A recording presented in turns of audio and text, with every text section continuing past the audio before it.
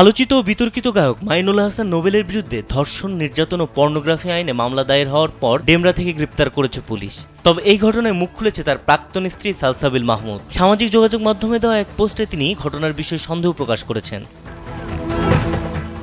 সালসাবিল লেখেন, আমি বর্তমানে বাংলাদেশের বাইরে অবস্থান করছি, কারো বিরুদ্ধে কোনো প্রকার মামলা দায়ের করিনি। নোবেলের বিরুদ্ধে আনা অভিযোগ নিয়ে তার প্রতিক্রিয়া ছিল আরও স্পষ্ট।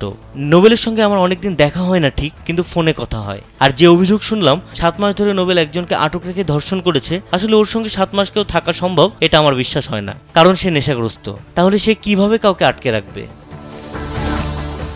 তিনি আরও উল্লেখ করেন, নোবেল দীর্ঘদিন রিহ্যাবে ছিলেন এবং চিকিৎসার পর মুক্তি পেয়েছিলেন। স্যান্ডেলিনা সো রূপচর্চায় আভিজাত্য। এরপরও তাদের মাঝে মাঝে ফোনে কথা হতো, কিন্তু নোবেলের সঙ্গে কেউ বাসায় থাকছে তা তার জানা ছিল না। সালসাবিল বলেন, যেহেতু মামলা হয়েছে ধর্ষণের, এখন আদালতে প্রমাণ হবে সত্য মিথ্যা, আমাকেও সেভাবে অপেক্ষা করতে হবে।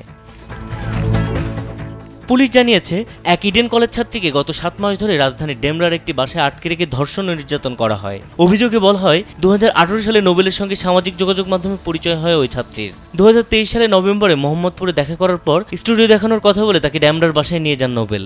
এরপর থেকে ওই বাসায় তিনি বন্দী ছিলেন।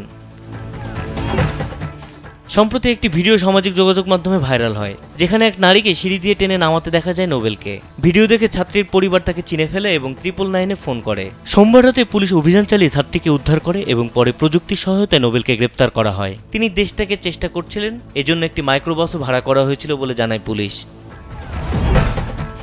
বিনোদন ডেস্ক, কালবেলা।